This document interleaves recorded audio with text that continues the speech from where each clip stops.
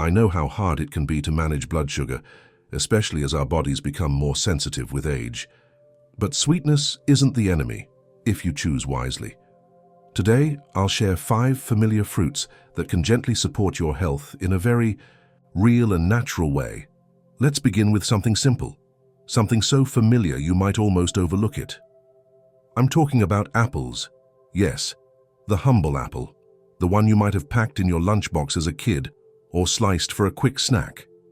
It turns out, this everyday fruit can play a small but steady role in helping regulate your blood sugar, especially important as we get older. You see, after 60, many people experience a natural decline in insulin sensitivity.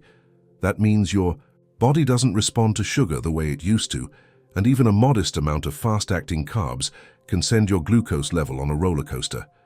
The trouble is, those highs and lows aren't always easy to notice.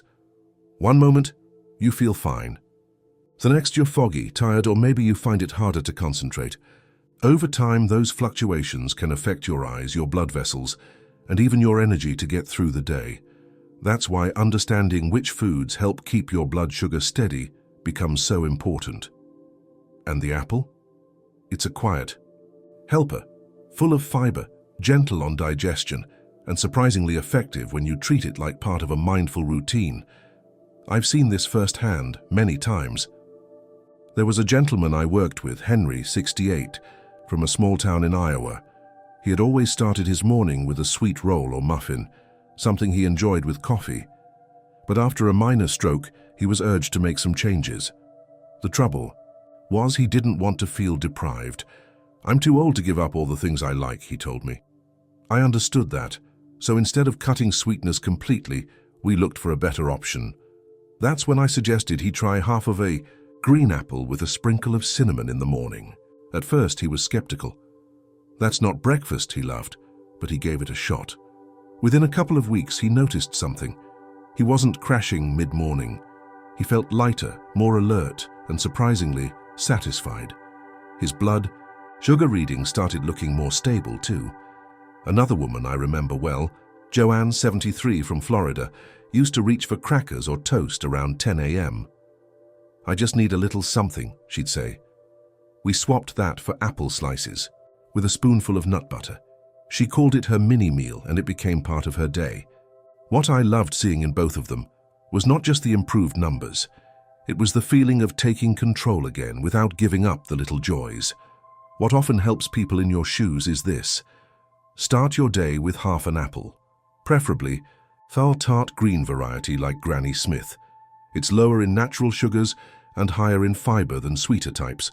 Slice it up, dust it with a bit of cinnamon, and pair it with a few walnuts or a tablespoon of almond butter if you like. This combo doesn't just taste good. It slows down sugar absorption, supports digestion, and keeps you feeling full longer. Most importantly, it's easy. No fancy prep, no recipes, just a simple shift that can gently guide your morning in the right direction. A small step like this might not seem like much, but it's like planting a seed. With enough care, that seed grows into something steady and strong. You don't need to change everything overnight. Start with a single apple and let that be a quiet act of care for your body. You are still fully capable of choosing health, one gentle moment at a time. Here's another sweet and familiar fruit that often gets overlooked when talking about blood sugar: pears. They're soft, fragrant, and feel like a little comfort wrapped in nature's packaging. And yet, they offer something very real when it comes to managing diabetes. The thing is, many older adults shy away from fruit because they're told it's too much sugar. But not all sugars are the same. What matters is how your body processes them, and fiber plays a huge role in that. Pears, especially with the skin on, are packed with soluble fiber. That fiber helps slow the release of sugar into your bloodstream, giving your body a gentler, more manageable response. For those over 60, this is especially helpful. Your digestive system tends to move a bit slower, and insulin response isn't always as sharp as it used to be. So when you eat something sweet that's also high in fiber, like a pear, you're giving your body a way to enjoy the taste while avoiding the sudden spike. Plus, pears are hydrating, soft to chew and easy to digest, which makes them a wonderful option for anyone looking to support their blood sugar without feeling restricted or overwhelmed. One of the people who really helped me understand the value of pears was a woman named Mary, 72, from Utah. Mary loved sweets, chocolates, hard candies, even caramel. After being diagnosed with type 2 diabetes, she felt like all her pleasures were being stripped away. "I'm not a cookie person," she told me once, "but I need something that feels like a treat." We worked together to figure out what that could be. She didn't like apples much, they hurt her jaw. Bananas felt too heavy. Then one day she mentioned that her neighbor had brought her a few Bartlett pears from their tree. "They're so soft and juicy," she said. That was our clue. She began slicing half a pear into her plain yogurt in the afternoon, adding a dash of cinnamon. Sometimes she'd drizzle just a bit of ground flaxseed on top for texture. Not only did she enjoy it, it kept her blood sugar stable. The afternoon crashes stopped. She felt less irritable, more balanced. Another man, Carl, 75, from Oregon, used to eat store-bought pudding cups after lunch. We swapped that for a chilled pear cut into chunks. "It feels like dessert," he said with a smile, and his numbers improved within a few weeks. It wasn't dramatic, it was steady. That's what matters. One of the easiest habits you can try is this. Keep a few ripe pears in your fridge, and when you want something sweet, cut half of one into slices and enjoy it slowly. For an extra benefit, pair it with a bit of protein, like a few almonds, or mix it into a small bowl of Greek yogurt. Soft pears like Bartlett or Comis are especially good, as they're easy to chew and gentle on digestion. And remember, eat the skin whenever you can. That's where much of the fiber lives. It doesn't need to be fancy, just consistent. Sometimes caring for yourself starts with noticing what feels good and does good. A pear isn't just fruit, it can be a kind gesture to your body. Like a quiet hand on your shoulder reminding you that change doesn't have to be harsh. It can be soft, sweet, and still powerful. You're not losing anything. You are reclaiming balance, one peaceful snack at a time. Let's move to a fruit that brings up a lot of questions: grapes. I've heard many older folks say they've cut grapes out entirely because they're too sweet, and I understand the concern. But here's the truth. Grapes can actually be part of a healthy routine for people with diabetes, especially when eaten mindfully and in small, thoughtful portions. The key is not just the fruit itself, but how your body handles it. Grapes are high in natural sugars, yes, but they also contain compounds like polyphenols and antioxidants, particularly in the darker varieties. These nutrients can actually help your body improve insulin sensitivity and fight inflammation. Two crucial factors when you're managing blood sugar after 60. But portion control becomes incredibly important. Our metabolism slows with age, and sugar tolerance tends to drop, especially in the afternoon or evening. So rather than avoiding grapes altogether, it's smarter to treat them as a controlled, intentional snack, paired with the right foods and eaten at the right time. One patient I remember vividly was Tom, 75, from Texas. He was tall, active, loved walking, and had a sweet tooth that he managed well most days. But grapes? He called them his kryptonite. "If I open a bag," he said, "I can eat half without noticing." When we looked at his afternoon habits, we realized he tended to snack when he felt low on energy, usually around 3 p.m. That's when his cravings hit. We talked about shifting his routine.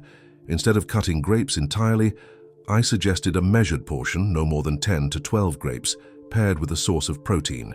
He started taking a small handful of dark grapes and eating them with a slice of cheddar cheese. That balance slowed the absorption of sugar and kept him fuller longer.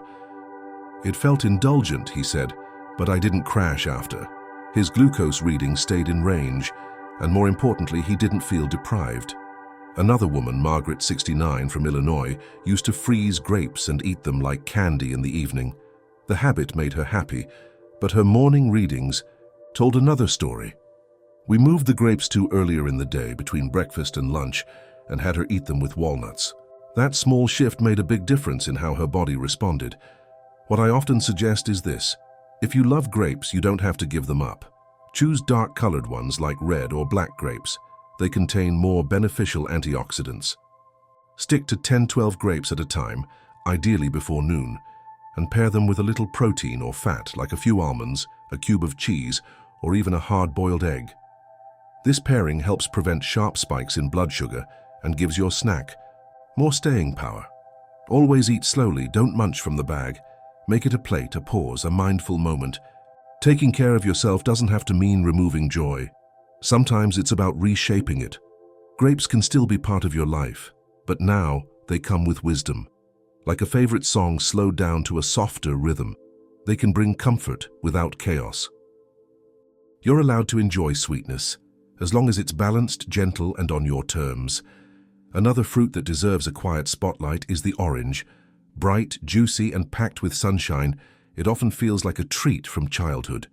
But beyond the sweet flavor, oranges have a very real role in supporting the body, especially when it comes to inflammation and blood sugar control. As we age, chronic low-grade inflammation becomes more common, and it's closely linked to insulin resistance. That means the body struggles more to use sugar effectively, and blood glucose can stay higher than it should. Add in the natural slowing of metabolism and changes in digestion, and you have a situation where even moderate sugar intake can feel overwhelming to the system. But oranges contain compounds like vitamin C, flavonoids, and pectin that can help calm inflammation and slow sugar absorption when eaten as whole fruit. The key is to eat the orange, not drink its juice. Juice skips the fiber and goes straight to the bloodstream, while the whole fruit works with your body, not against it. One woman who reminded me of this power was Linda, 70, from Arizona. She had dealt with fatigue, swelling in her hands, and a feeling of fogginess for years.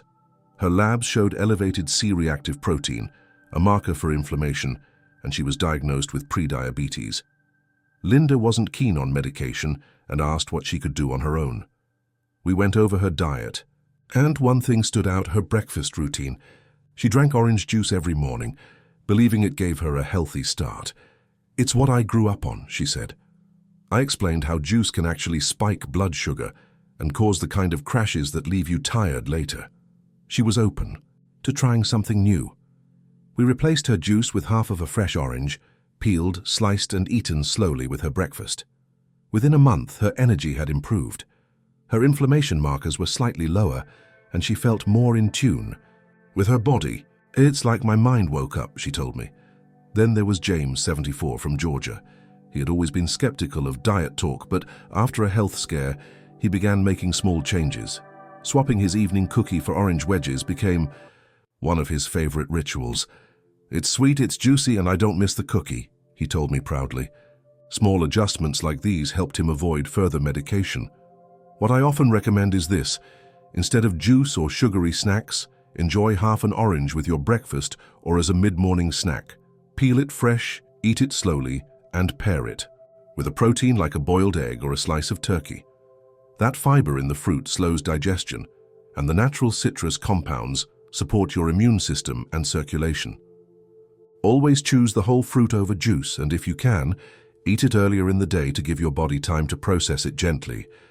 Even a few slices can add something special to your morning, bright, satisfying, and supportive. Sometimes it's the small rituals that bring the most grounding. An orange eaten with intention can be more than a snack. It can be a reminder that you're still in charge of your well-being. You're not too late, not too far gone. You're here still choosing health, one sweet and vibrant bite at a time. Let's finish this list with a fruit that feels like a dessert in itself: strawberries. Sweet, juicy, and full of summer, they're a favorite for many, especially when you're craving something indulgent, but want to stay mindful of your blood sugar. The good news? Strawberries aren't just safe, they can actually help. As we age, cravings for sugar can become more frequent, especially in the evening or after stressful moments. It's not just about willpower, it's about chemistry. Lower serotonin, hormonal changes, and shifting insulin levels all play a role. And when the body feels deprived, it seeks comfort. That's when cookies, ice cream, or sugary snacks sneak back in. But strawberries offer a kind of sweet that comes with fiber, water, and powerful antioxidants, especially anthocyanins, which may help slow down glucose digestion and reduce inflammation. So instead of banning sweets, the idea is to replace them with something naturally satisfying. One man who taught me the value of this was Fred, 66, from Michigan. Fred had a long history with nighttime snacking. "It's just a habit," he told me. "After dinner, I sit down and I need something." His go-to used to be a bowl of ice cream, but after being diagnosed with type 2 diabetes, he was told to stop cold turkey. That didn't work. He ended up feeling frustrated, even ashamed. When we talked, I suggested a different approach. Replace, don't remove. We started small, just 5 or 6 fresh strawberries with a spoonful of plain Greek yogurt. He gave it a try. Within a few days, he noticed something surprising. He still felt satisfied, and his blood sugar didn't spike at night. "It's not ice cream," he admitted, "but it's good. It feels like I'm doing something right." Then there was Eileen, 71, from Vermont. She loved strawberry jam and toast, but after her diagnosis, she gave it up. It left her mornings feeling empty. I suggested fresh berries with cottage cheese instead. It wasn't the same, but it brought back the brightness she missed. "It feels like breakfast again," she said, and her energy stayed steady into the afternoon. Here's what I often tell people who miss sweet things. Try 5 or 6 fresh strawberries as your dessert, either after lunch or dinner. Pair them with a tablespoon of unsweetened Greek yogurt or some cottage cheese. You get the sweet, you get the protein, and your blood sugar stays calm. Make it a moment. Put it in a small bowl. Sit down and enjoy it.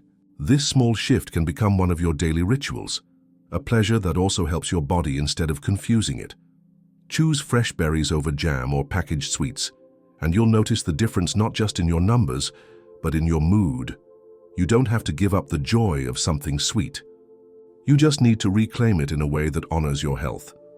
Strawberries can be your quiet celebration, a little gift you give yourself, not out of guilt, but out of love. Because even small joys matter, especially now. Let me know in the comments which fruit you love most and which tip felt helpful. Don't forget to subscribe and tap the bell if you'd like more kind, simple support like this. You're not alone. You're stronger than you think. And every day, you still get to choose health.